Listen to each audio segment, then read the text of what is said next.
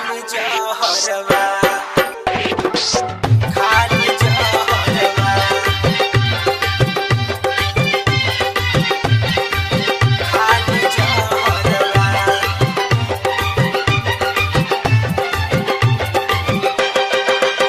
Recording by Maharani Music. Music by DJ Umesh, Shukipur Bazaar. दिन के बात ही लग छौ के बराती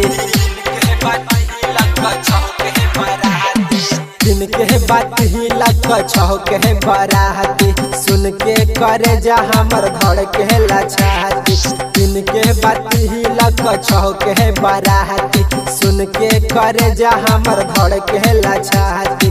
कैसे रही नैहर के यारवा की मन करे खाली जहरवा की मन करे खाली जहरवा की मन करे खाली जहरवा की मन करे खाली जहरवा।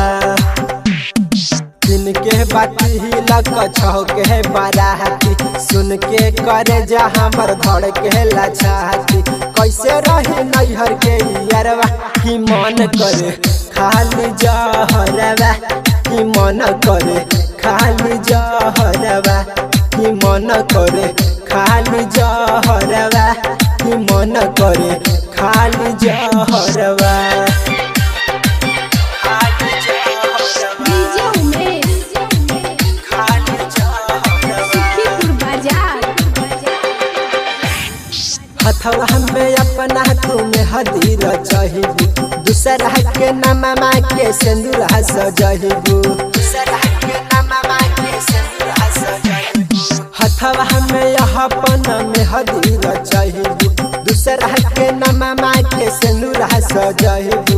मानलू ना बात हमर भइलू बेगाना दूसरा के घरवा में चल जहिबू जाना।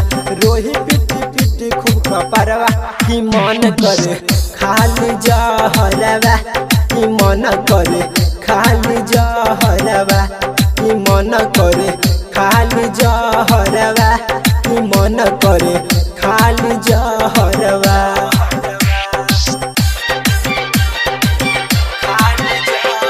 DJ Umesh, Shukipur Bazaar. दुआरा पर तोहर बजी बैंड बाजा डोली में सवार होके यही विजय राजा। दुआरा पर तोहर बजी बैंड बाजा डोली में सवार होके यही विजय राजा। राकेश के तू भूलू हर जाई कहे शशिकांत नहीं जखम भर पाई। मनोज नाम पे करबू सुंदरवा की मन करे खाली जहरवा की मन करे खाली जहरवा की मन करे खाली जहरवा की मन करे खाली जहरवा।